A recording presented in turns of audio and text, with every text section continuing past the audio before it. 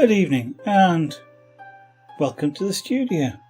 I'm Zaraganat and I hope you're all well. And my stream deck isn't working properly. It kind of is, but it's not updating.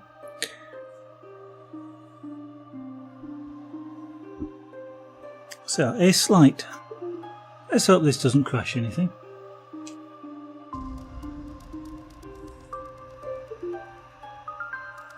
Now the microphone. No? There we go. Okay. And we should be on a main display. Are you going to pop up? You're not talking to OBS? Ah, well.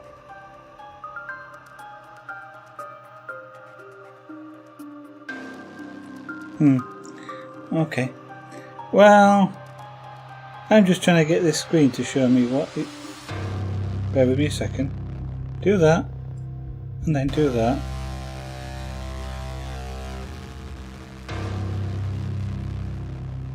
Muting. Okay, no, it's not going to work properly. Never mind. We'll sort that out some other time. Right. So, next thing.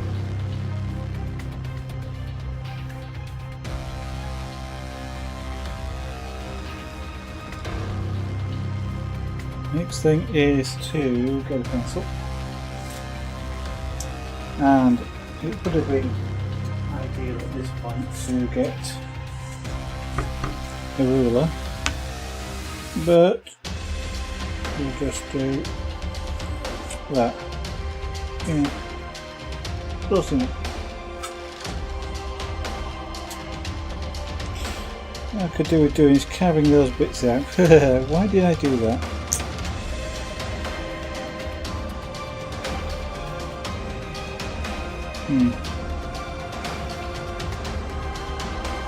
Okie dokie, so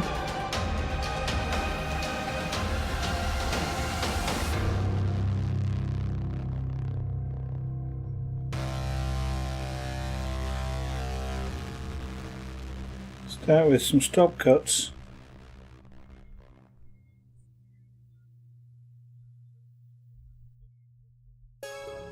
I may actually make this plinth a little bit thinner, so that I can at least get a chisel in this gap here.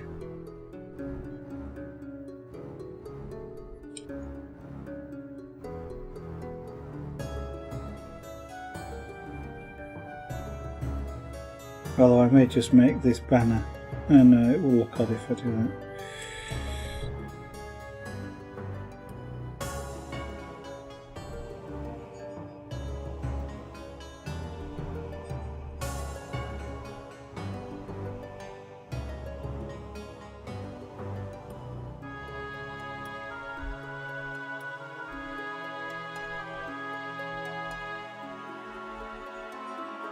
Okay, so stop cut stops the wood splitting. Ideally stops you overrunning a cut as well.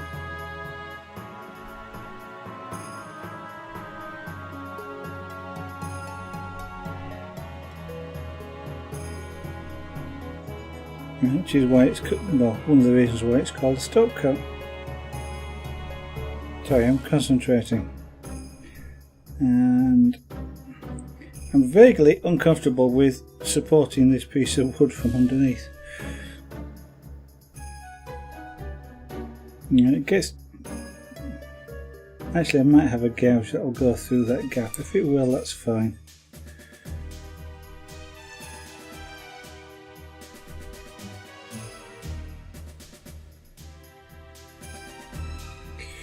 I've also got a sore muscle in my shoulder from the other day when I was cutting this wood in half.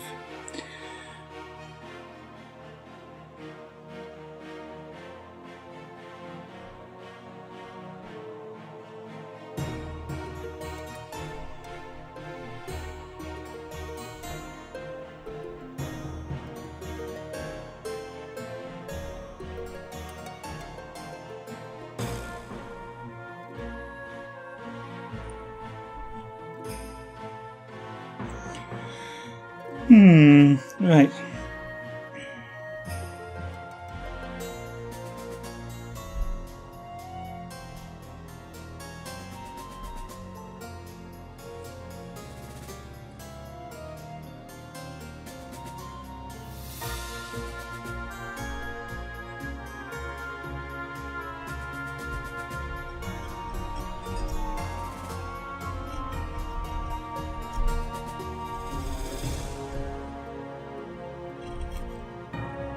Now this element of the carve is going to be a challenge because of the amount of space that's here.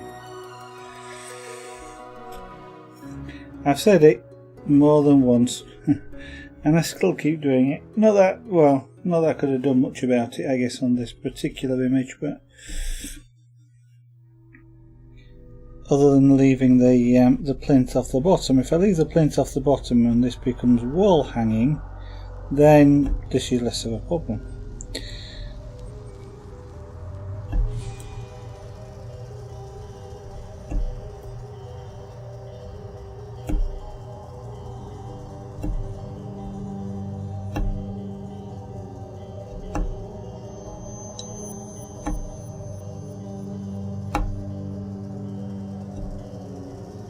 That clunk is the stop cut doing its job.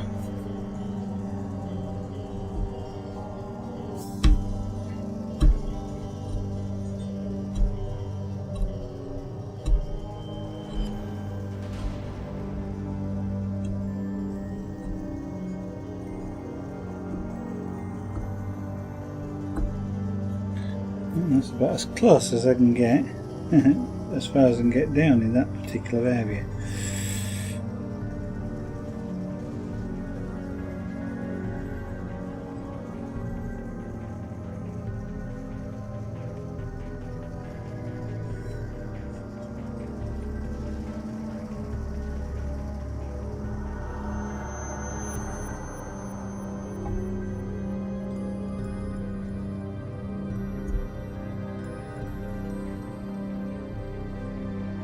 So there's a lot of small chips to do this. Can't easily sort of get down very deep.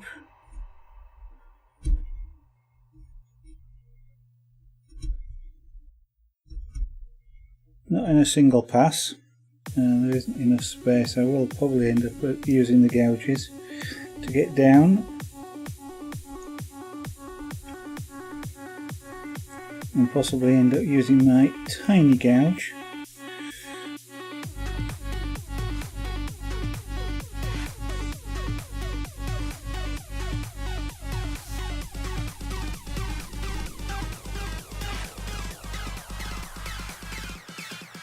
Wolfie, good evening. You took a little nap.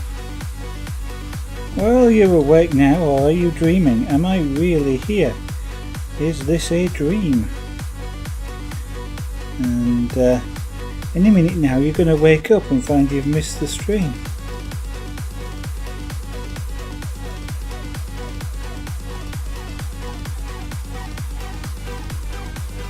Actually, it's kind of an interesting philosophical question, is that how do you know you're awake? And I mean, I'm sure you've had realistic-ish dreams before, but were they real? And this is the dream. Dream for short, yeah. Hopefully. I could do with things being a lot better than this.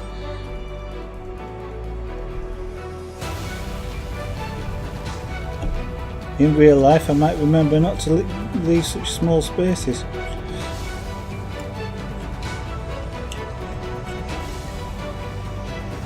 But there is kind of no subjective way of proving that this is real that I know of.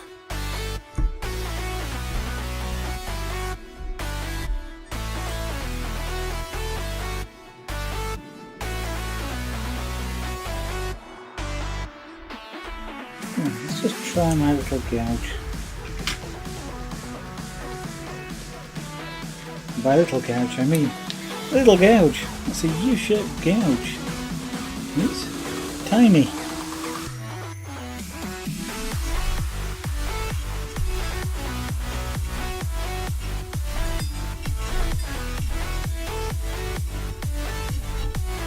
And it is just wide enough to get through that gap. That's amazing. And useful.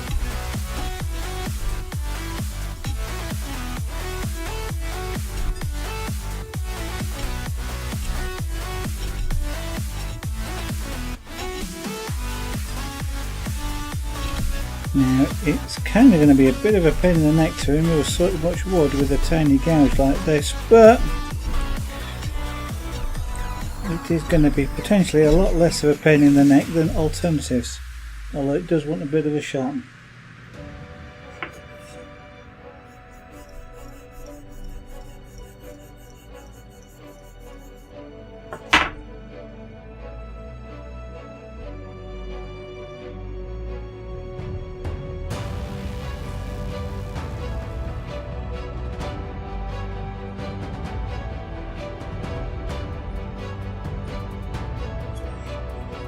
Turn it over, and there's even a little tiny rail just there, just for that U gouge.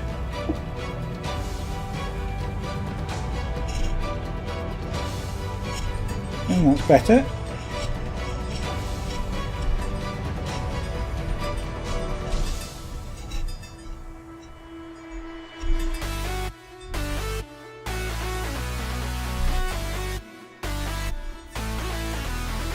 A really tight space to get in though.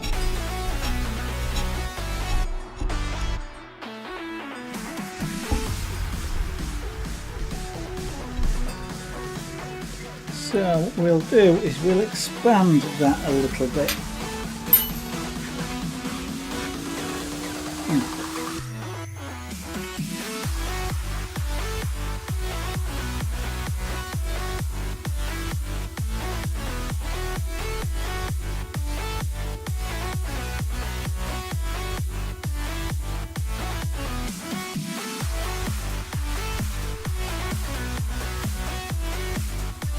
I'm just making this channel space here just that little bit wider. At least I think I'm doing that.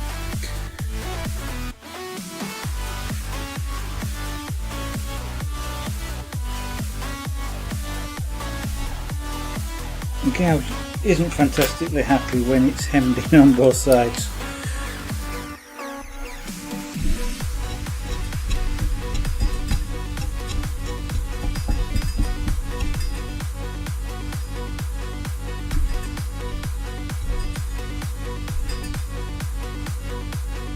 Come on, wood.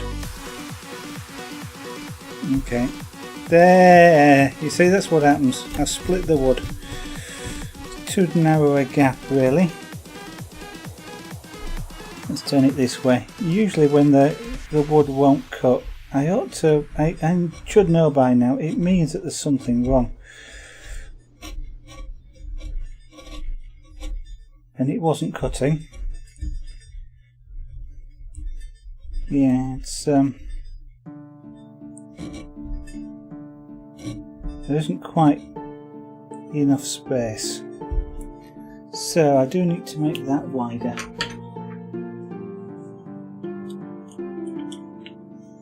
Okay, so now I've got I was going to do it anyway, but I now have to carve this down further because I've split the wood off. Poor chisel control.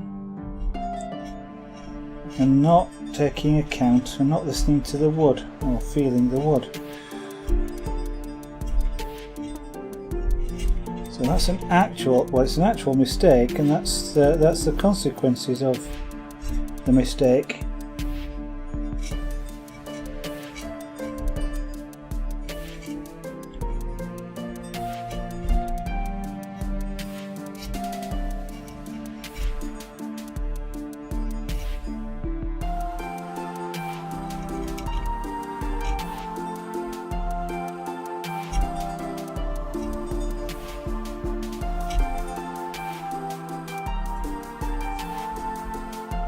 Now, can I get a stop cut in there?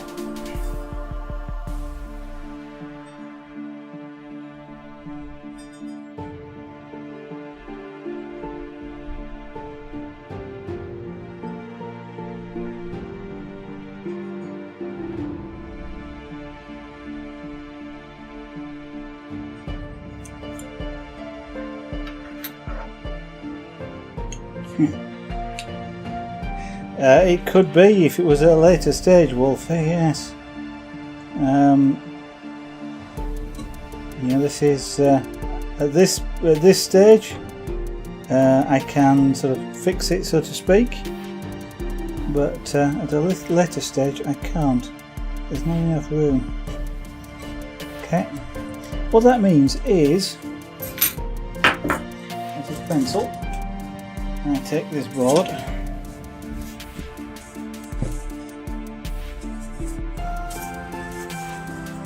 And we make the plinth smaller by, I don't know, that much. There.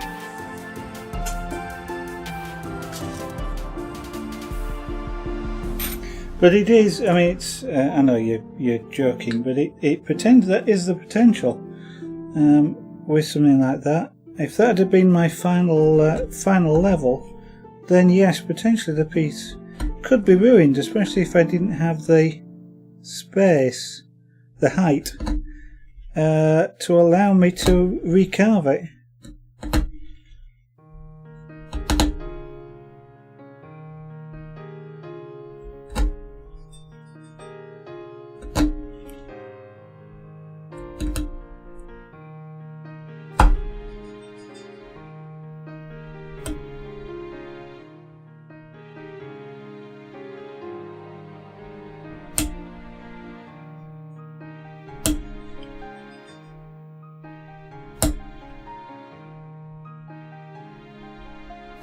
That crack you're hearing is actually the wood splitting.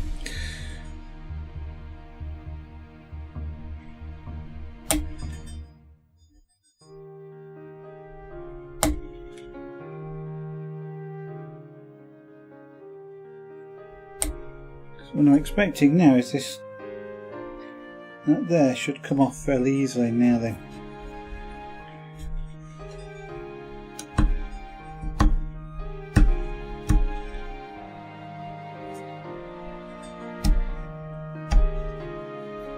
Like that.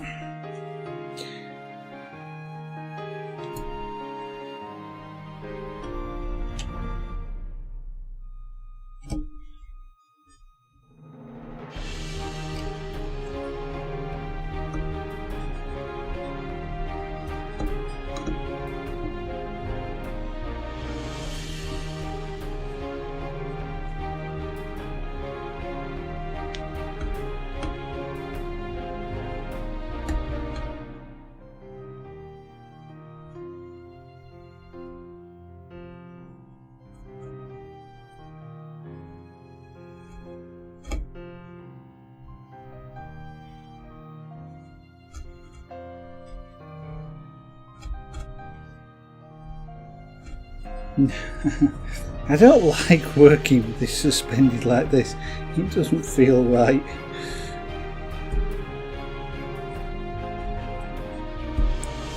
I don't feel that I can press down properly. I basically don't trust the vice.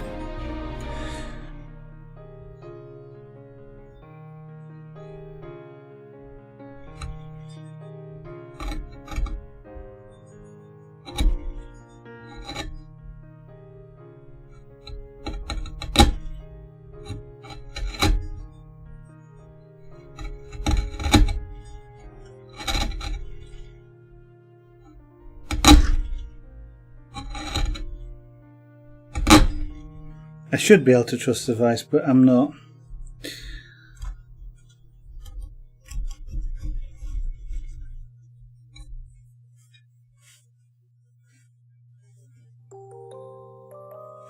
You don't like it, start over.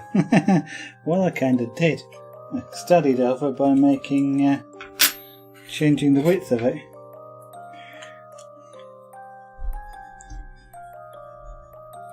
I tell you what, Wolfie, if you carve this, you can start over all the way from the beginning.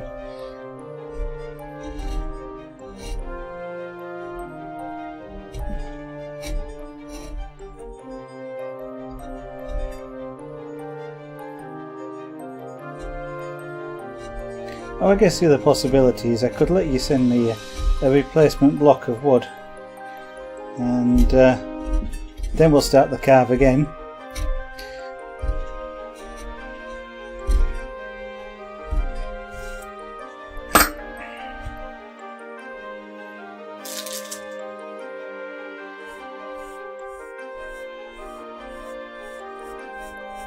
Now, just being a little bit careful brushing that off. I don't want to flick the... got tarpaulin down here, as you might be able to... Well, you can't see, it's too dark.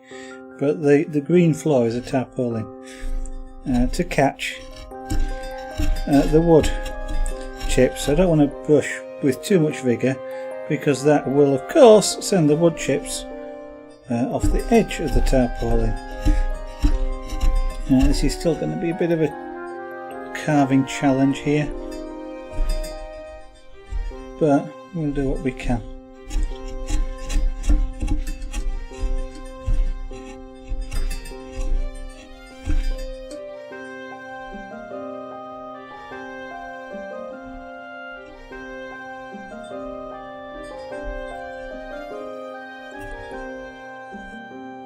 Stop cut.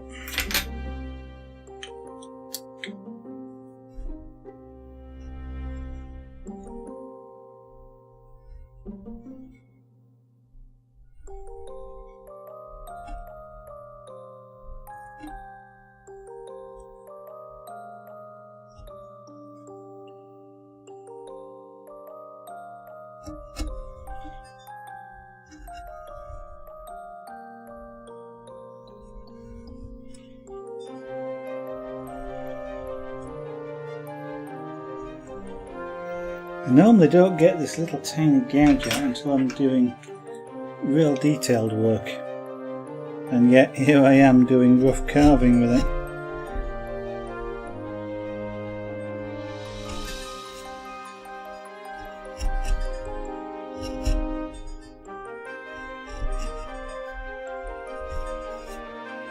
I'm not sure how much I'm going to be able to do.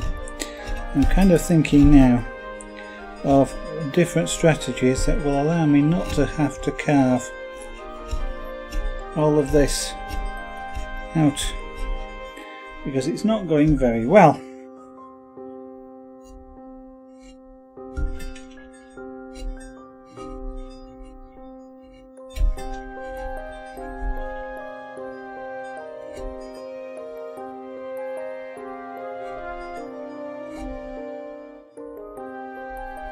So what I'm doing at the moment is, well, apart from the fact that I'm actually attempting to carve this out, but whilst I'm doing this, I'm thinking, do I need this to go all the way down to the bottom? Can I avoid it by doing something different? Can I shape it? You know, I don't necessarily need this to go all the way deep. I just need separation from the plinth.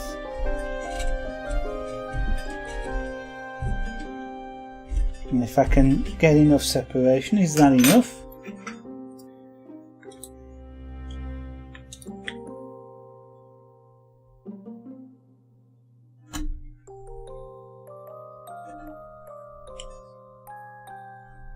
I'm not sure what enough separation is at the moment.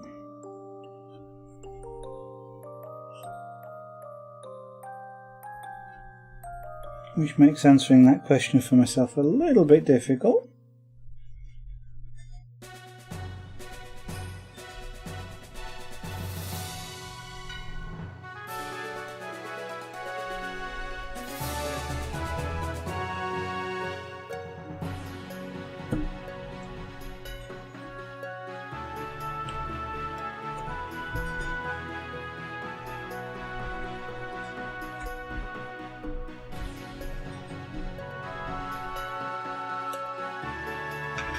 Yeah, one of these days I'm going to buy another one of these.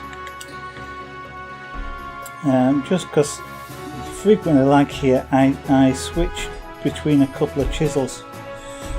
And I keep having to pull one out and put the other one in. It's not hard. It's just time consuming.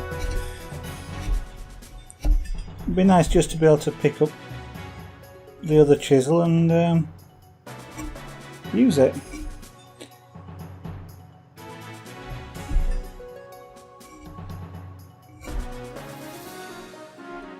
Such is the convenience, you see, of replaceable handles. Actually, the fact that they're replaceable handles is a nice thing. FlexCut, which is the company that make these, and I don't know if anybody else does it, but what they do is they make different styles of handle. This is a plastic handle, but if you prefer a wooden handle, for example, you can get a wooden handle version of this.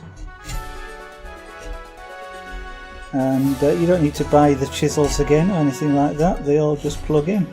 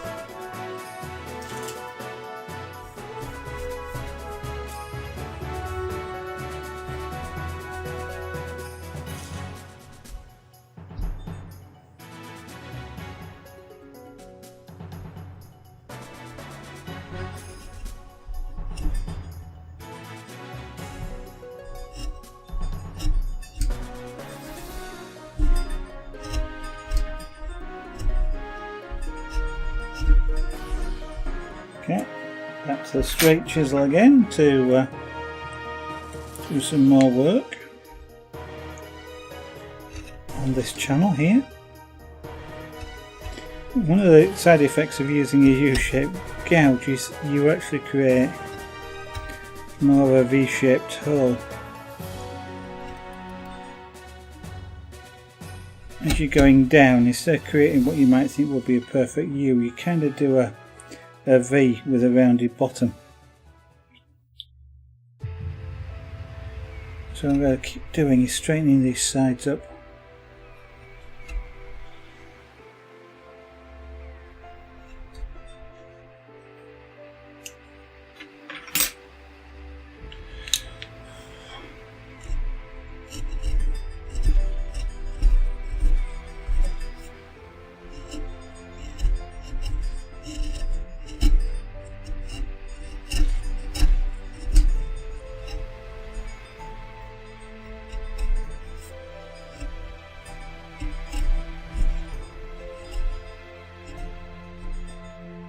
Okay, I see why that is.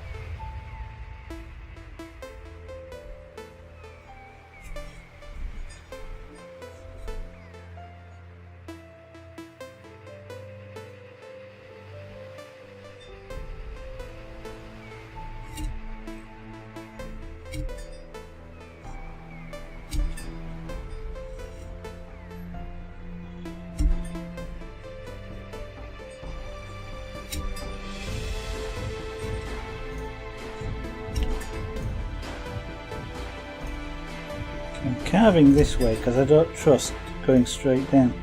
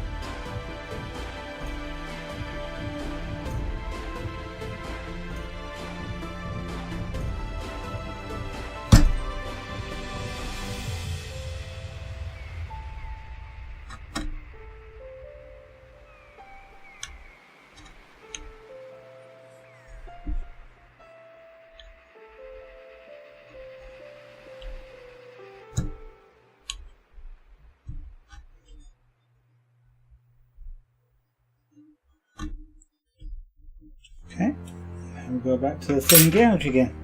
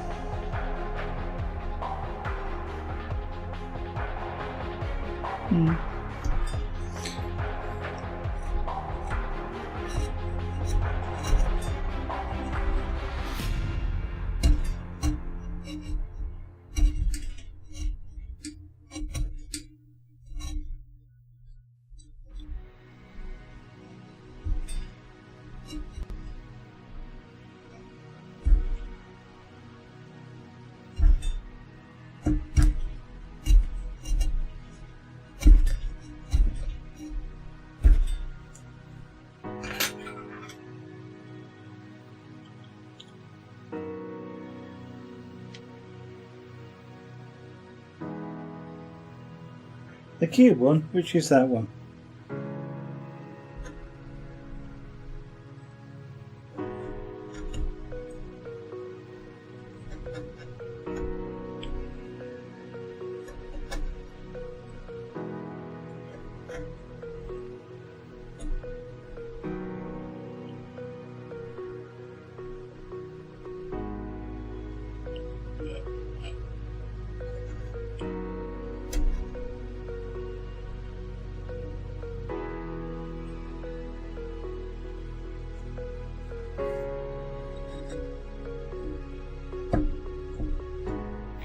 I know I looked through all of them, but I don't actually remember what most of them look like.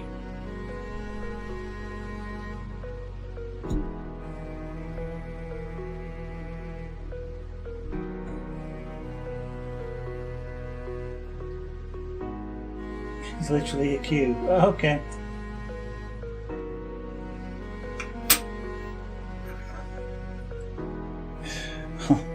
All of these rules and weird things that these cards can do.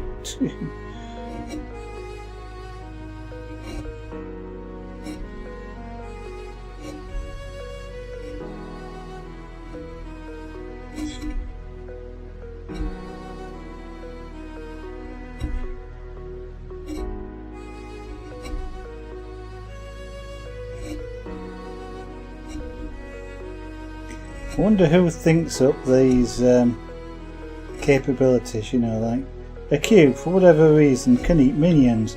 When it does, two pop out of it.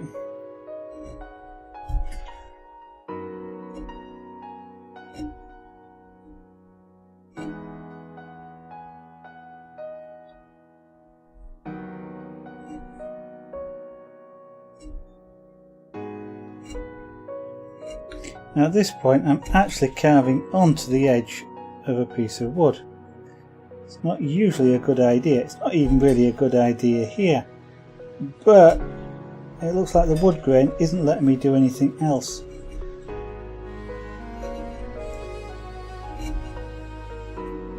The angle of the grain is almost forcing me to carve on. Yeah, I'm not. The chisel isn't cutting that well because of the wood grain.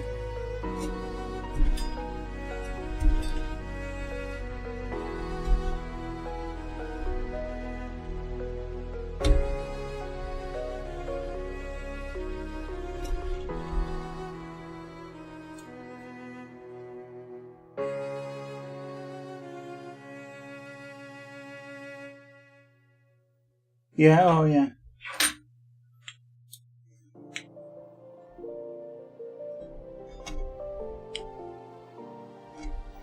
Yeah, as long as you pick the right cards, I guess, for it to eat.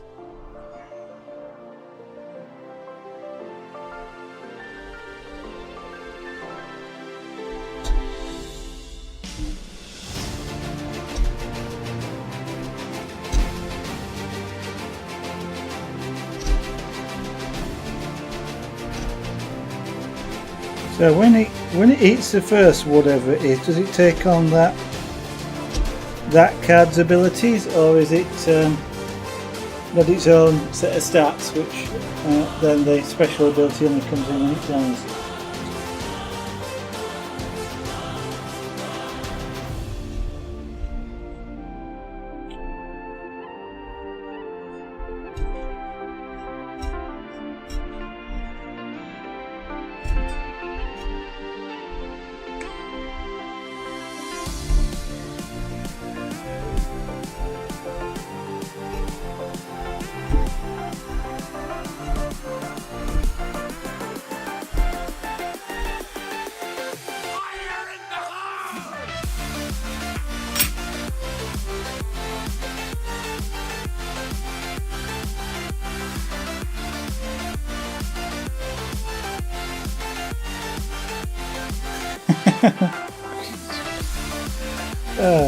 How do you remember? Well, I was about to say, how do you remember all these rules? You just do.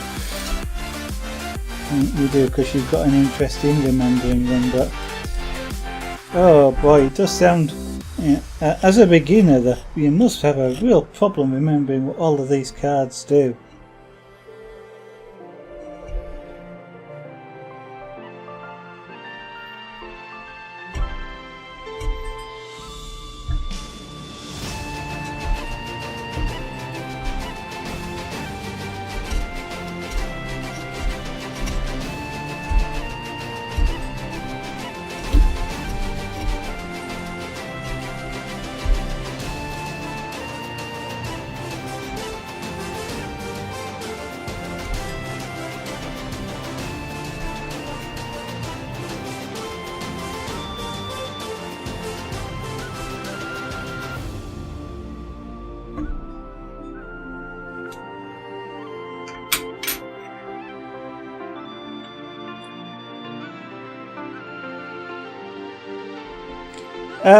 Yeah, no, I didn't just mean the death rattle, I mean everything else, but there again, it wouldn't surprise me if you said, you know, you get the death rattle on death, except, and I'm doing something naughty here with the way I'm holding this chisel, because I should not really be using it like this, but as I'm taking care even so, but I am keeping well out of the way of the chisel, but I should not have been holding it one-handed, but as I was doing, because I don't trust this dice, as I mentioned.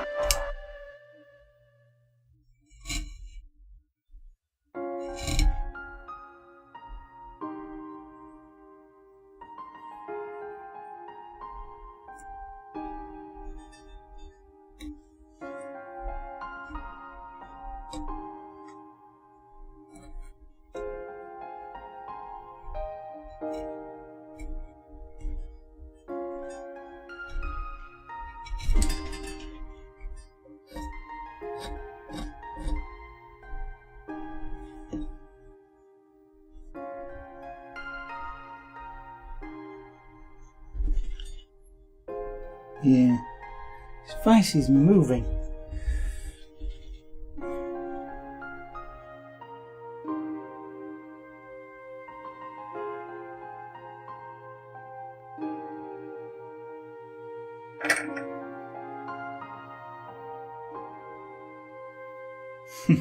Really few buzz. I don't know. You can, well, you kind of keep. I won't say you do say them, but it sort of feels like there's you know, you oh, this card does this, this, and this, but if you do this with it, then it becomes this, this, and this. So if it gets eaten by this, then you get two of them, and I don't know. I mean, any game is complicated until you know the rules, and you know the pieces or the whatever it is.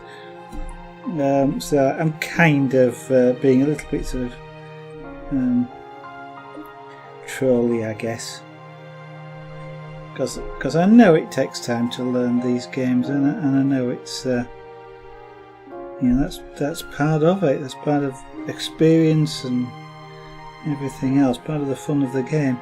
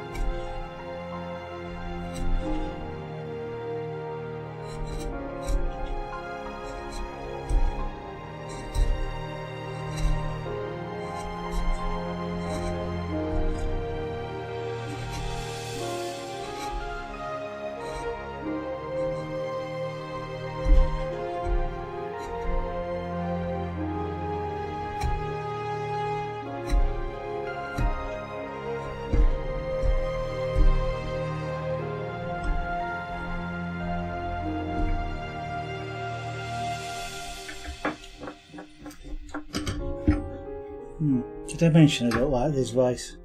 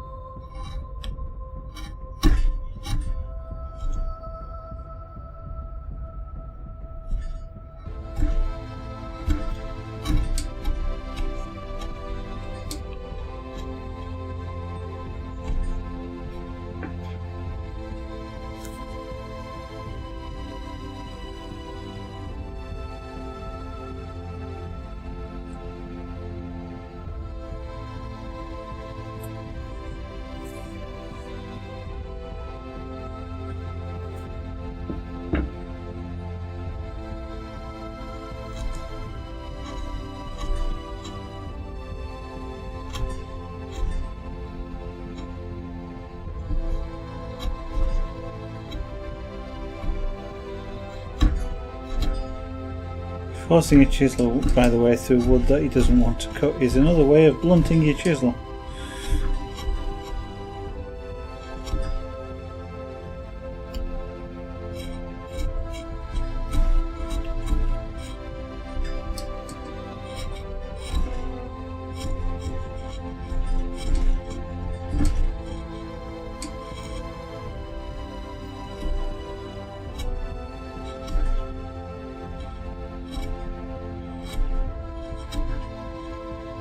What's happening here is, I'm looking at it, is the wood grain does that at this point. It changes direction. This is the very top of the thing. It looks a bit like that from the grain I can see on the side. And it's just not happy cutting.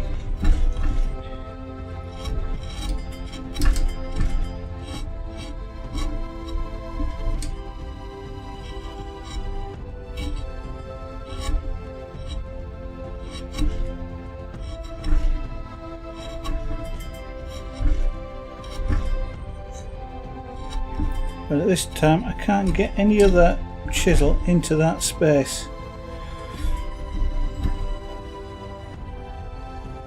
Well, at least not cut wood off. I can cut downwards, but I can't cut wood off. So I can do that and straighten up an edge, but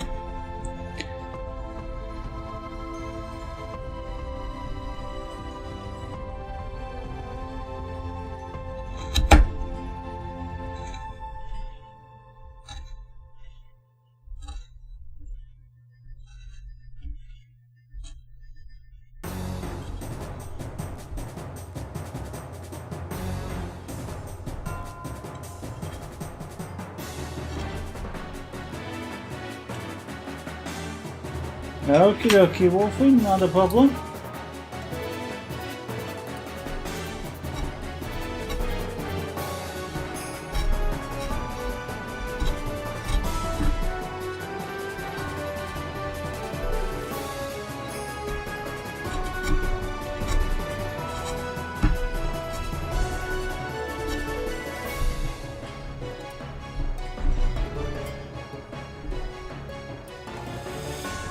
Okay, let's try carving on again.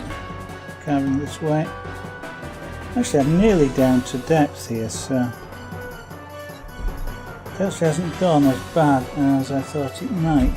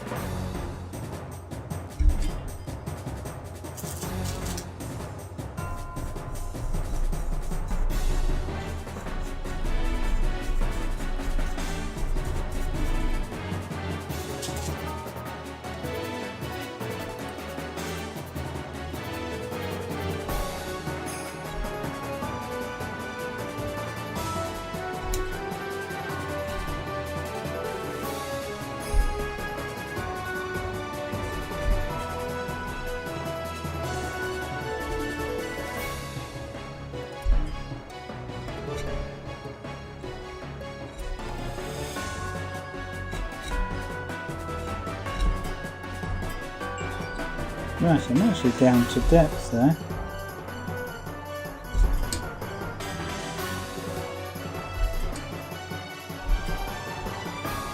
Which means if I don't do the rest, that's kind of okay.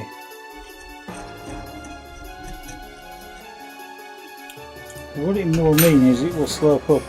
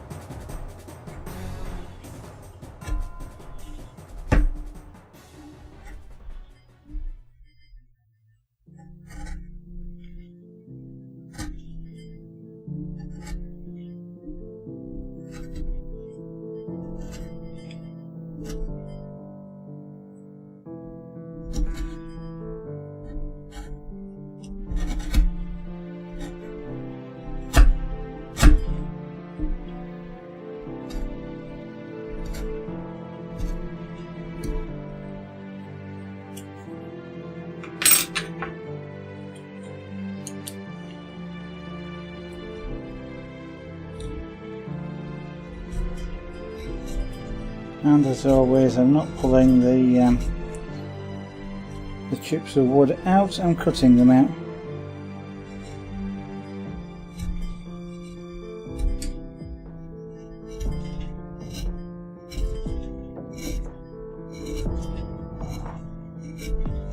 In this particular case here, I'm not likely to cause a rip, but what I don't want to do is get into the habit of doing something.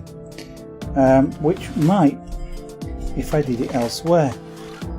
So it's kind of like practice, good practice.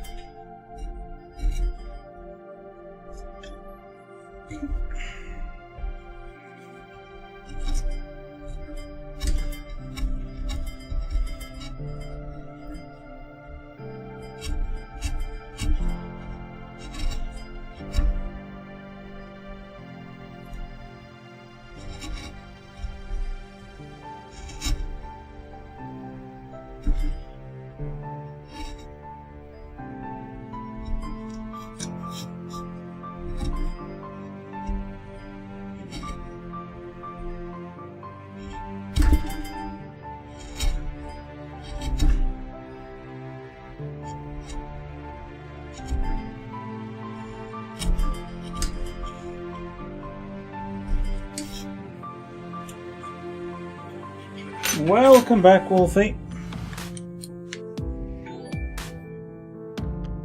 And thank you for the host.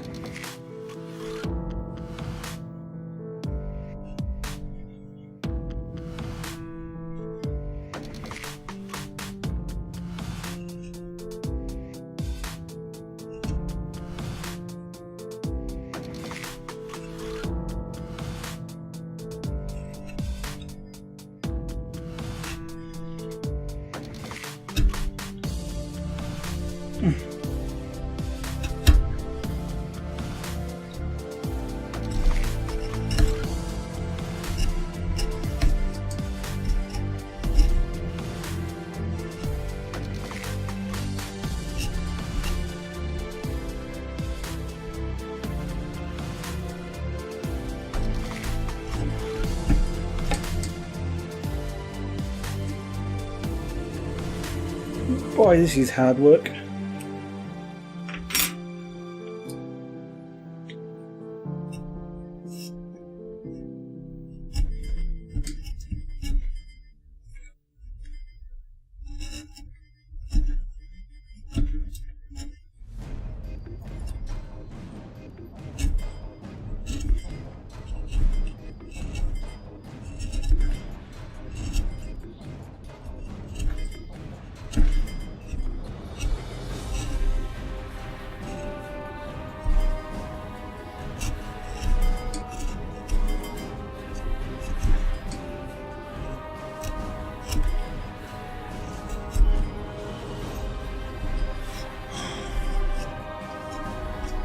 See, one of my least favourite bits about carving is when you're effectively just nibbling away.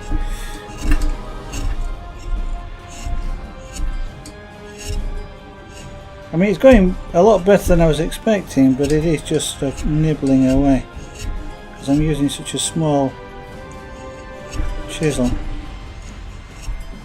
And this is really meant for detail, not for sort of great big sort of hacking sort of things. I mean, it's doing its job, but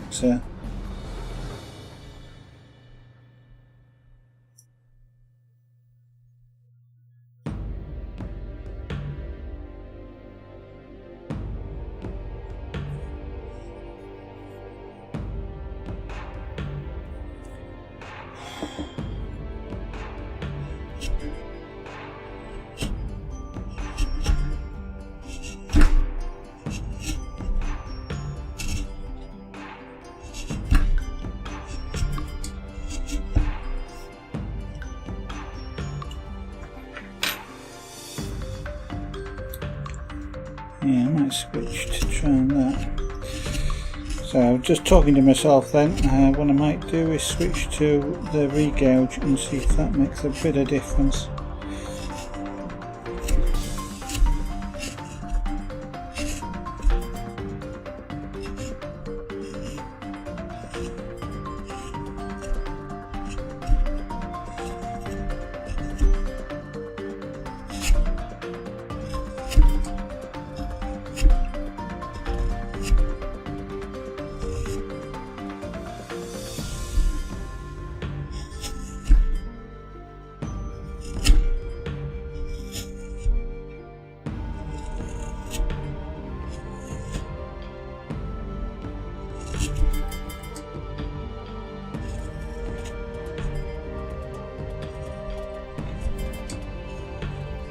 Yeah, the wood does not want to cut, and that's what's a little bit annoying.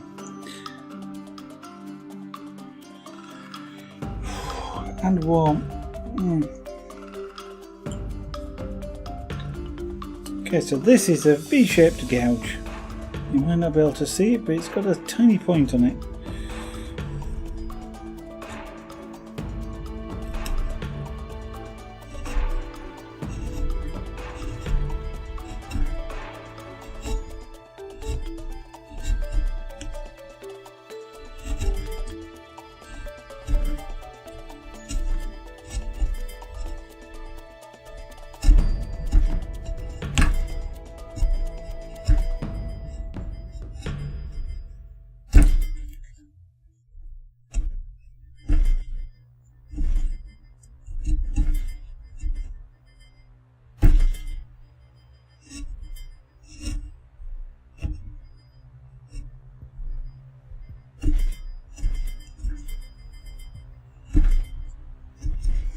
Now the problem is I can't actually get into that space anymore.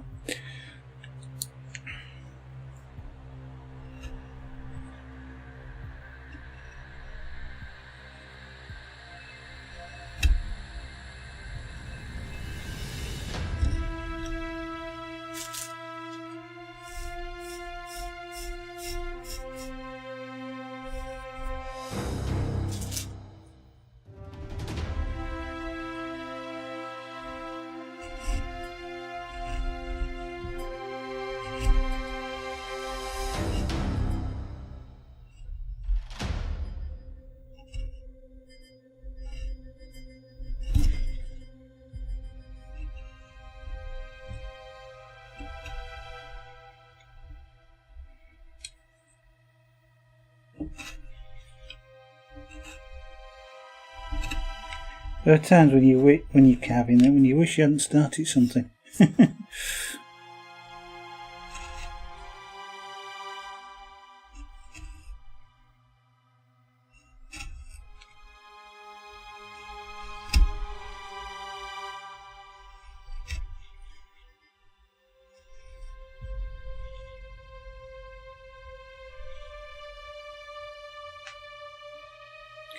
And carving this in such a tiny space is one of those times. Nope, I need to stop cut that.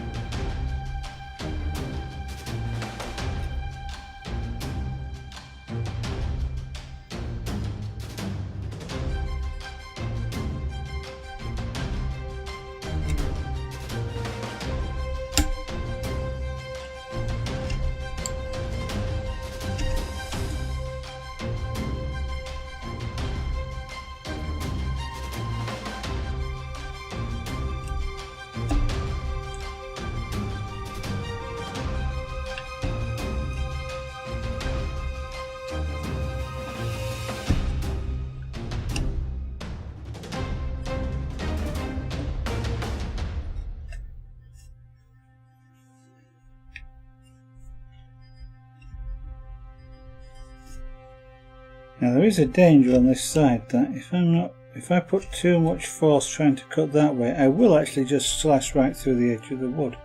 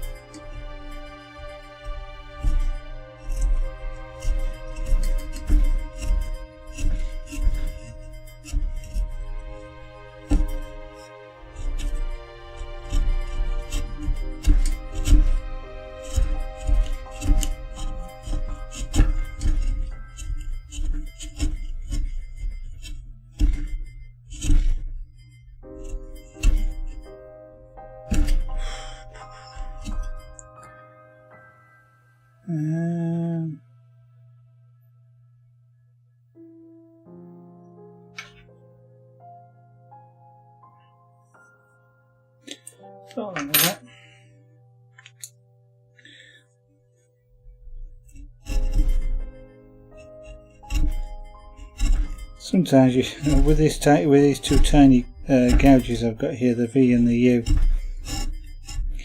despite looking closer, I can't always tell the difference.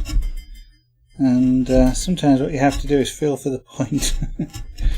If you get the point, then it's a V gouge.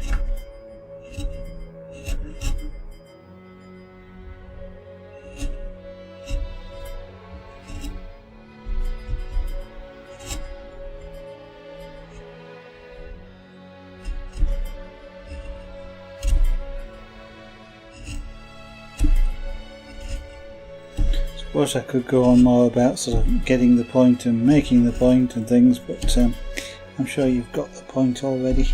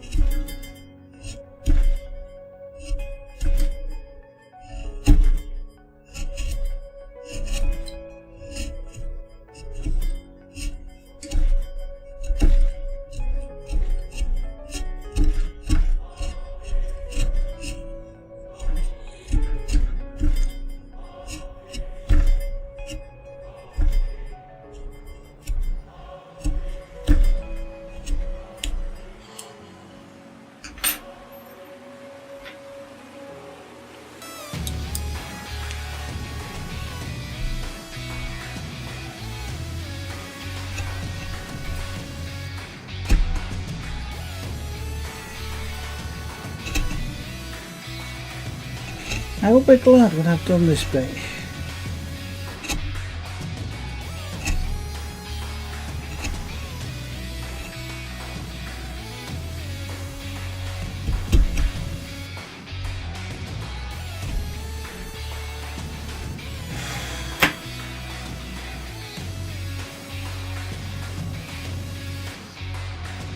I'll have a drink.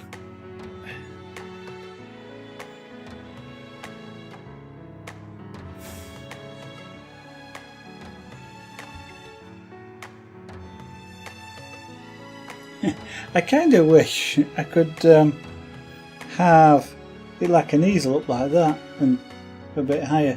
You kind of got to have your chisel. You've got to have the surface down here though because of the leverage from your arms. But when I was doing the pyrography, it was quite a revelation. Kind of hadn't realised. I mean, I should have done from airbrush painting and things, but hadn't realised just how sort of little less stress there is on your neck, for example, when you're working up here with an easel in front of you.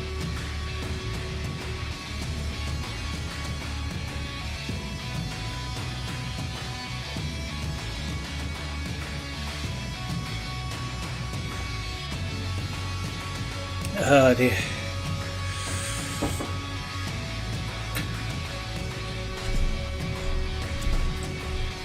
One of these days I'm going to pick a really easy subject to carve. Maybe what I ought to start doing is full body carving or 3D carving. I'm less likely to have to sort of work out, cut out little thin channels like this.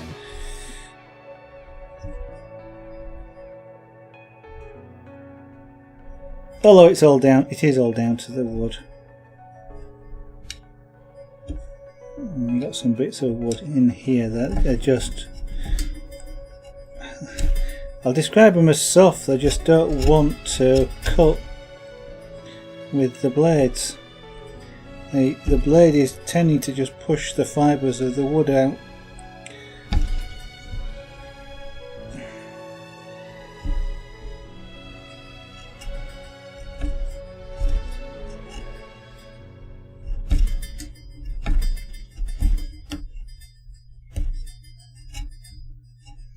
Feels very much like you're trying to push a chisel through a rubber, an eraser.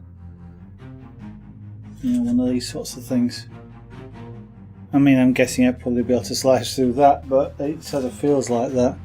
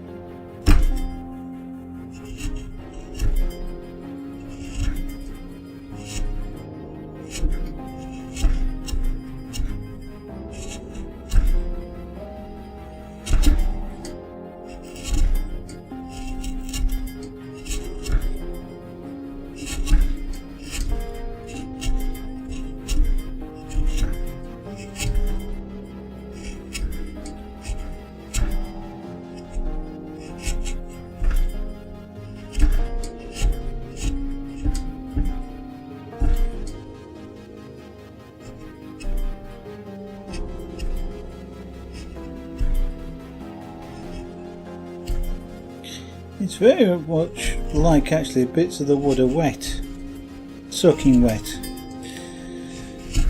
If you try and chisel wet wood, it sort of just bends out of your way.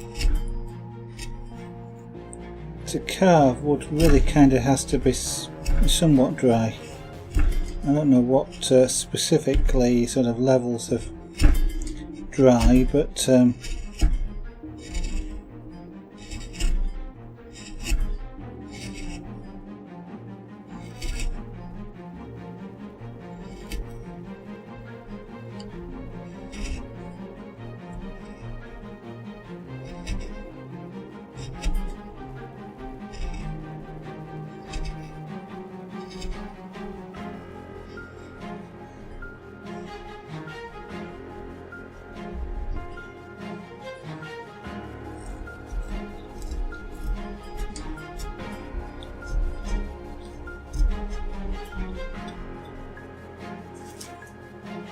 Slowly, yeah, it is.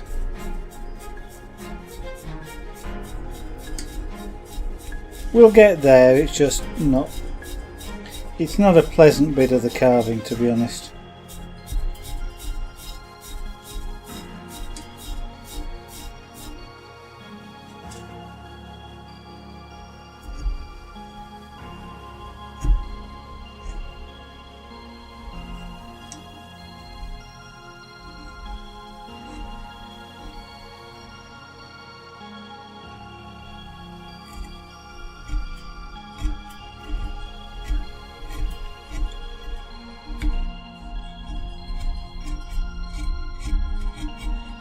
When I did Ruth the Dragon, there was a piece a bit like this around the tail, and back then I sort of said, you know what, note to self, if I'm doing something like this again, don't leave tiny spaces. The dragon, the space on the dragon's tail was wider than this.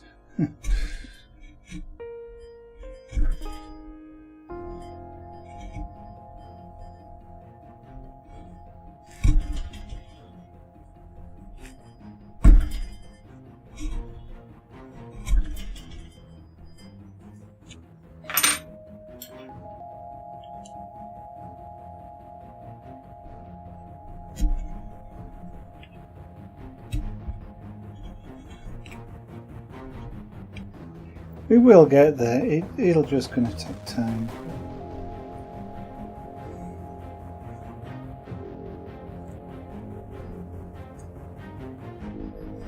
And if it bothers me too much, what I might just do is get the micromotor out and a dental drill and just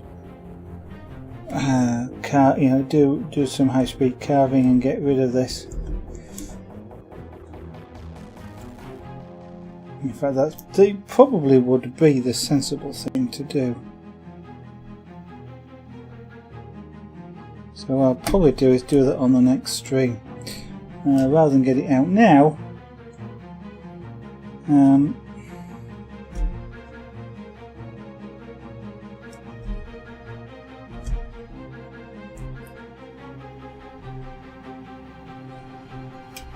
I mean, it's not as though I'm forced to use hand chisels or anything like this on this. It's down to purely how I want to do it. So let's not be silly. Let's use the power tools for what they were designed for, I think.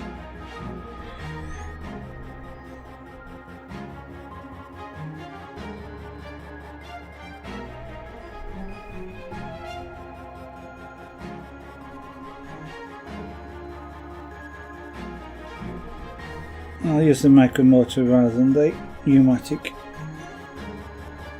dental drill. It's a bit easier at the moment. I've got a bit of a problem getting into the garage, so turning the big compressor on is also a little bit awkward.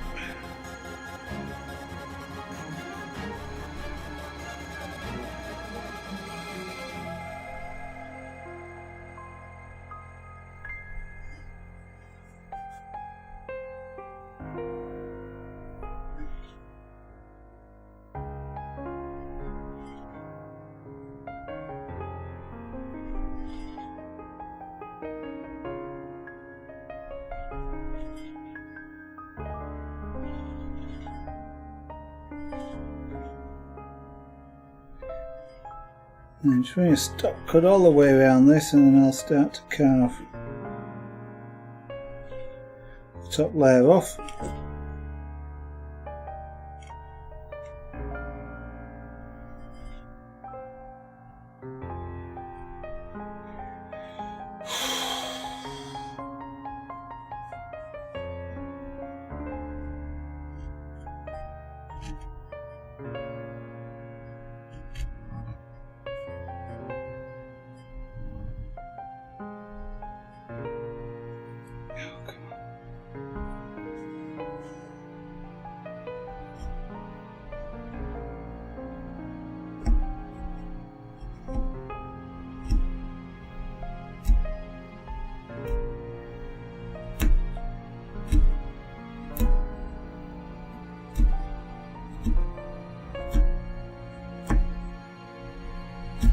Yep, so is it? I went below the stop cut. Again, started to lift off a piece of wood there. It's because I went under the stop cut, and so the stop cut couldn't do what it was designed to do, which is stop me doing what I did, which is run past it.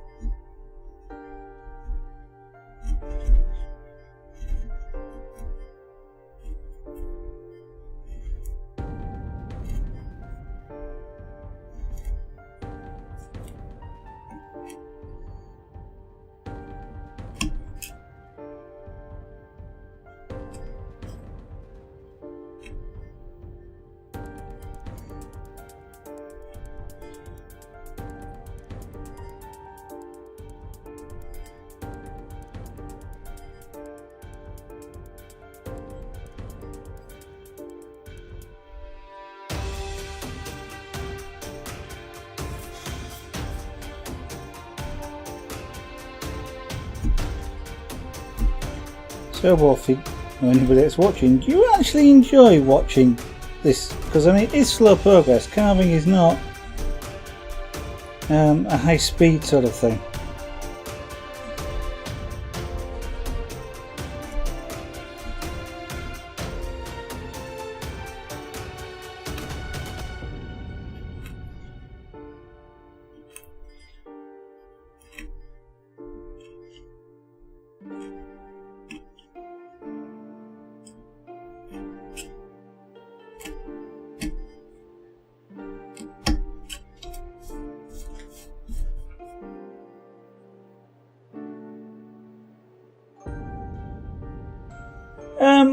Well, making bracelets, I can do one in a stream, you know, basically most of the time, apart from certain times when I lose complete track of what I'm doing.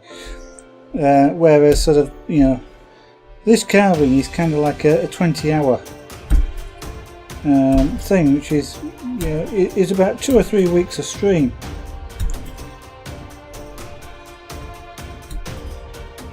Yes, the pyrography is as well. I guess it's slow, but it's not quite as slow as this. Mind you, I'm not sure what I do,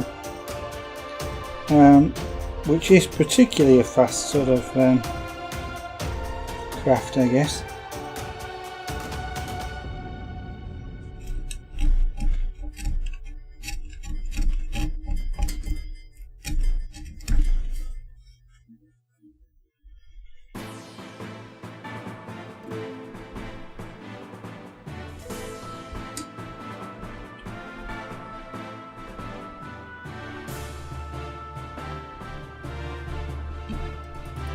And even the punchcraft, which is and apparently, you know, looks like you're going fast, takes sort of some hours to actually, you know, build up a picture.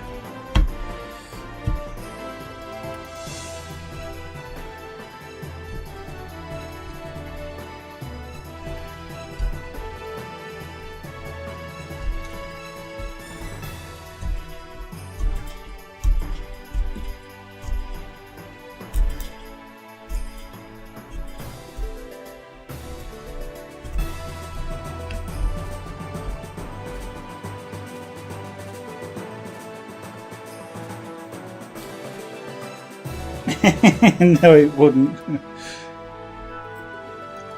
If I wanted to see fast woodworking, I'd go see somebody do some wood turning. That is a relatively fast activity. I mean, it can take a couple of hours or more to do a bowl, but you've got sort of you do have chips of wood flashing, you know, not flashing, shooting all over the place and stuff.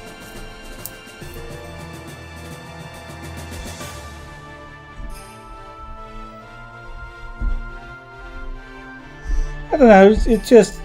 It's something that keeps crossing my mind. You know, it's not if it's not something that somebody's particularly going to watch or is particularly interested in watching, then you know, it's much easier to do this sort of thing when I'm not broadcasting. I don't have to worry about camera angles or lights or getting in the way or talking or anything like that.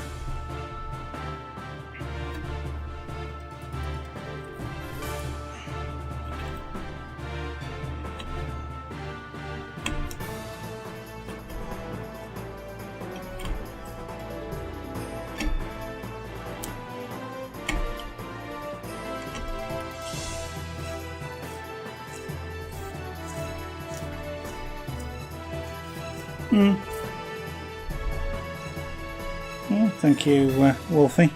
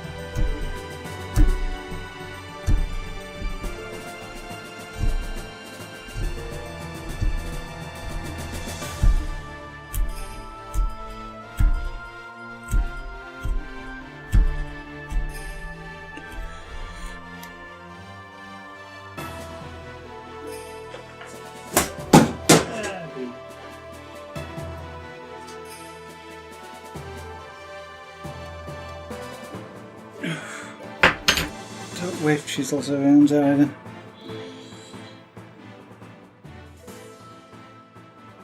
See where I should wear a headband.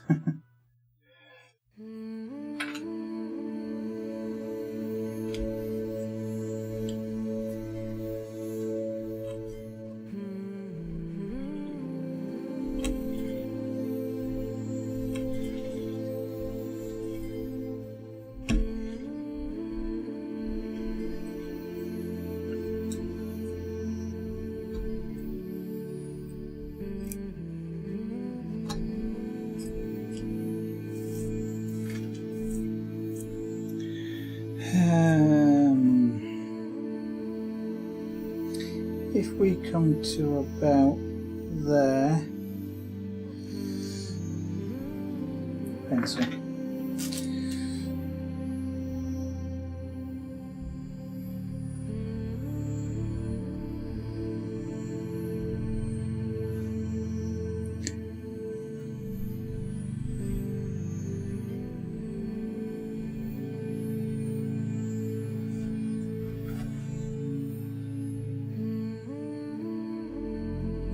Be about halfway down there.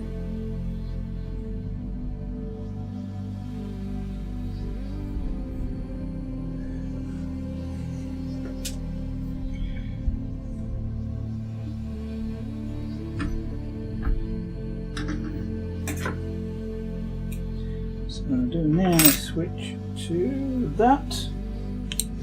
Okay, I'm just having a change and doing something different. Ow!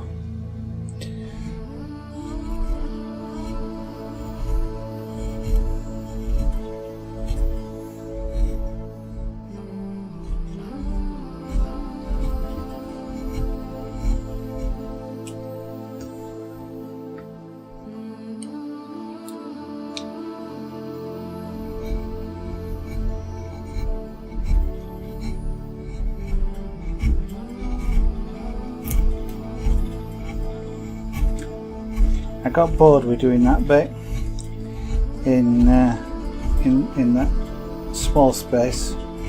I'll see what I'll get the rotary carving out for tomorrow, and we'll take a look at it doing the rotary carving. In the meantime, I thought I'd rough this a bit.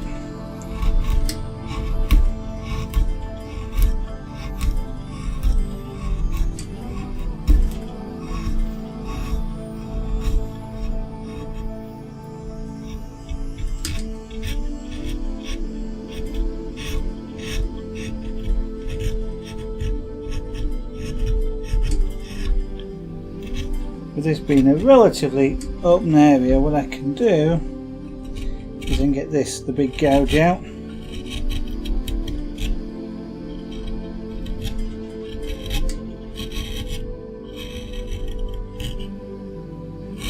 And we can shift a bit of wood.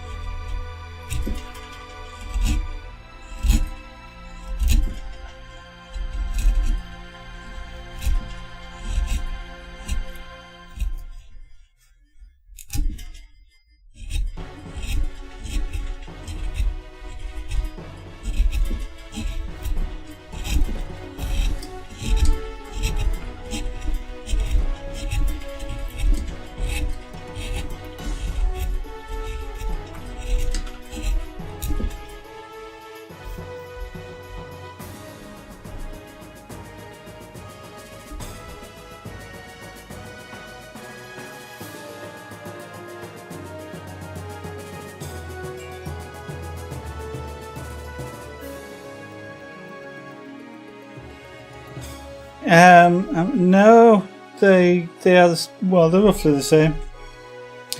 Frame there. There's a jewel there, and I might not put that jewel in. So that what we do is we get the frame with the title, and then the Gibberer or the Gibberer in the middle. Yeah, sorry. I can't put the I can't mount the camera any other way. It's fastened down to the desk. And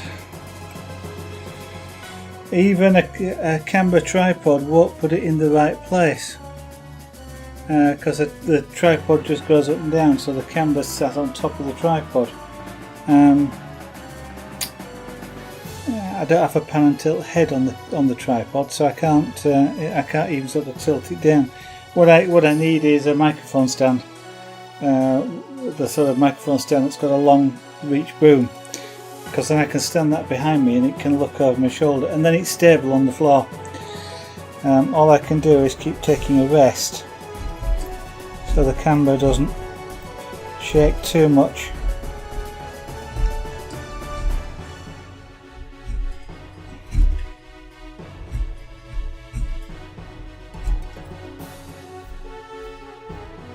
If it's getting too bad, then what I'll do, have to do, Wolfie, is just put the carving away and do something else. That doesn't shake the camera quite so much.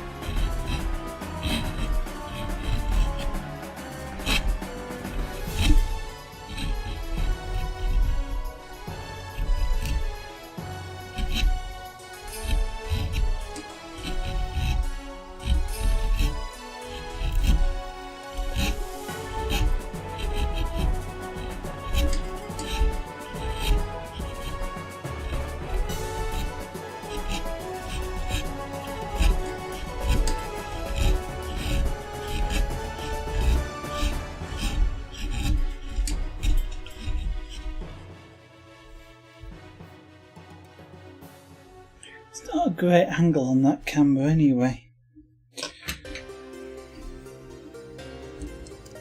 Can I sort of do something like that maybe? It's still going to shake like mad, but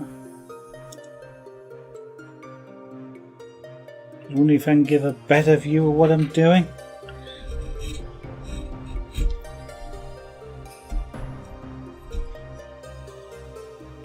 Potentially that's going to shake even more.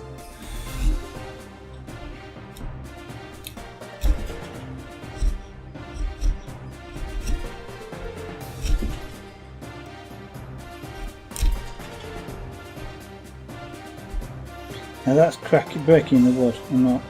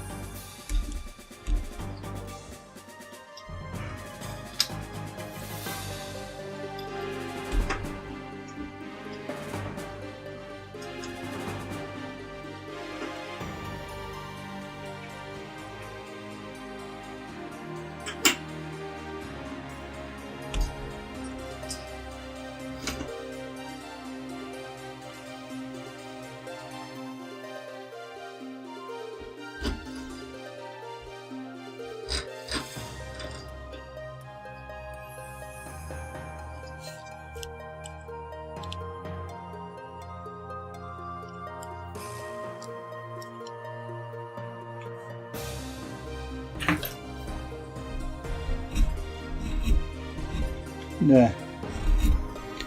At least the camera won't shake as much.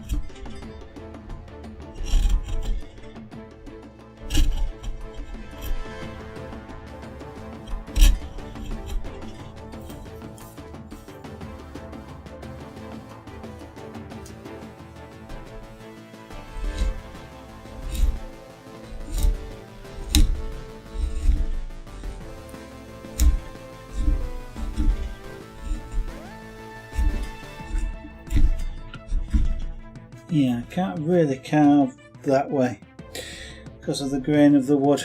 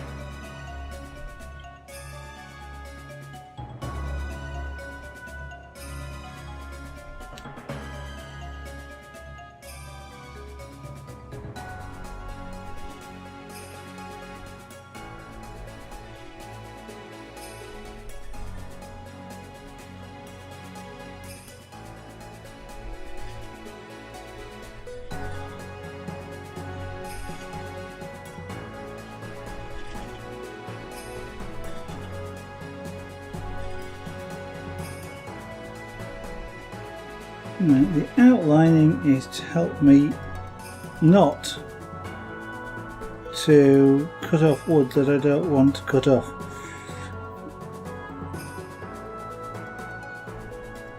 So running around with the chisel like this is an important part of doing just that.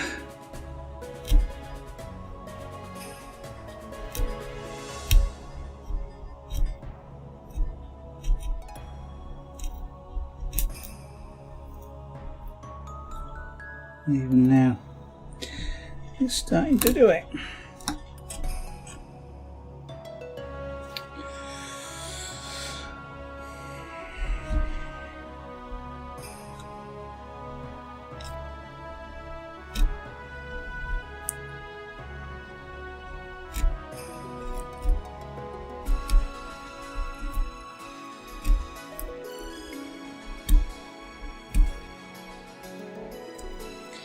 I'm having to force this to be kind of cross grain by carving downwards like this when I actually want to sort of go across, but I don't really have a lot of choice because otherwise this wood is just going to split like mad.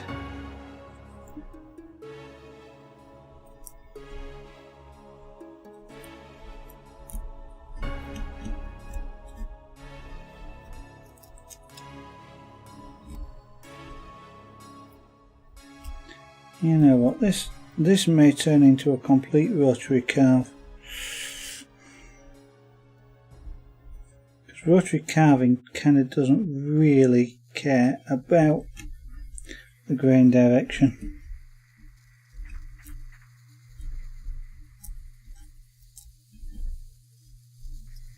And so all of these awkward carving angles and cuts just go away.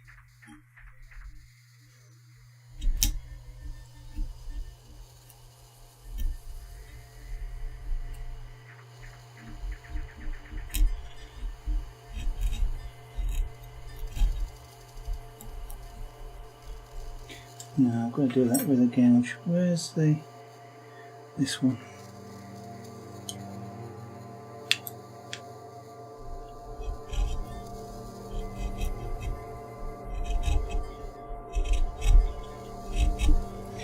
And I have to do this with a U-shaped gouge because a U-shaped gouge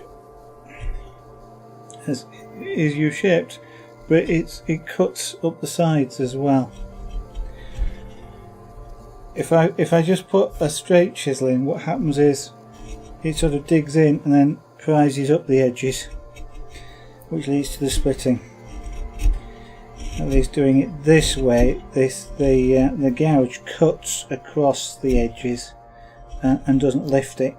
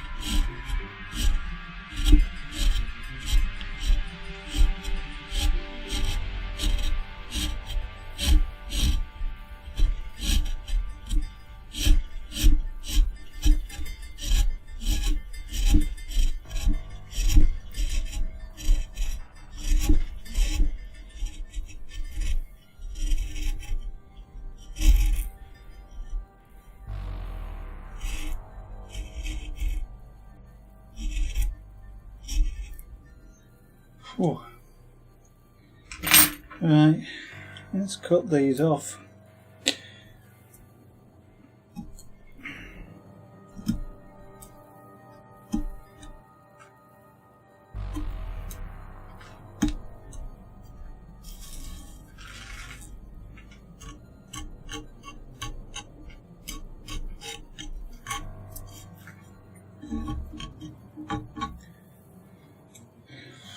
Right.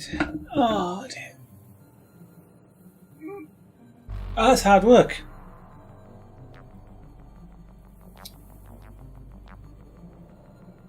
It is. A lot of hard work. We'll try something different tomorrow night. Especially in these areas here. This isn't. It's a bit fiddly having to sort of carve in a really odd sort of way. And I've got to carve using. Can't use a flat chisel because of the grain, and we'll just have to deal with it. But it's coming along now. Using the gouge on it's not too bad. And I think I might end up carving the inner using rotary tools. It might just be a lot easier to do. So we shall explore that tomorrow night. But in the meantime, I'm now going to spend about 20 minutes tidying up and picking up all these wood chips and things. So what I'm going to do is say a good evening. I'm going to say if you want to see a bit more progress made on this, we'll be doing that hopefully tomorrow night. Starting from approximately 7 PM UK time, that's GMT at the moment. If I'm not here at 7, keep an eye out because I will start as soon after then as I can.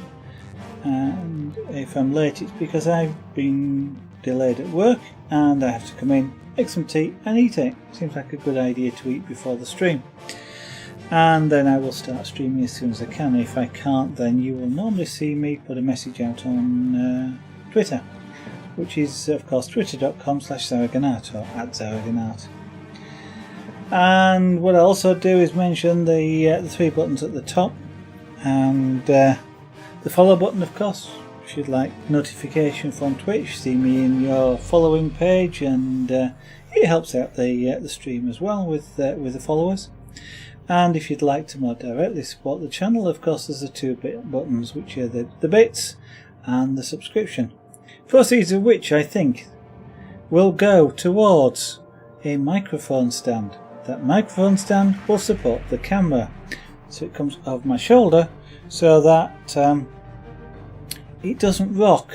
I mean, at the moment I've clamped it to the other desk. That only works because I'm carving and this desk is down low, and you kind of get a better view when it's quite close to the work, but for anything else that doesn't work. So that's probably the first thing I want to save up for, is a microphone stand with a long boom. Anyway, what I'm going to do is say thank you for watching. Hope I will see you on the next stream tomorrow evening. Bye for now.